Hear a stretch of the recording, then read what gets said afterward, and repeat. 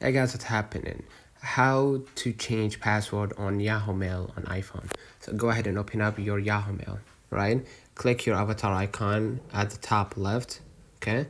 Under notifications, you're gonna find settings, press it. And then you're gonna see the first option, manage accounts, press it.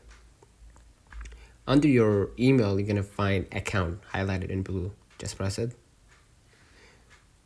Okay, inside you're gonna find these options: overview, personal settings, security. Just hit security and confirm via facial recognition.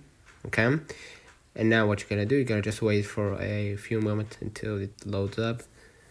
And inside you're gonna be able to control basically your own security, right? So I'm gonna wait for a few moments here, right? And under additional emails, you're gonna find password. Just press it.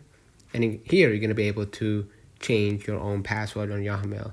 And in my case, I haven't added any password, but if you do, make sure to memorize the old one so you can add any one in order to change it. Let me know in the comments if this video helped you. Don't forget to like and subscribe. See you in the next one.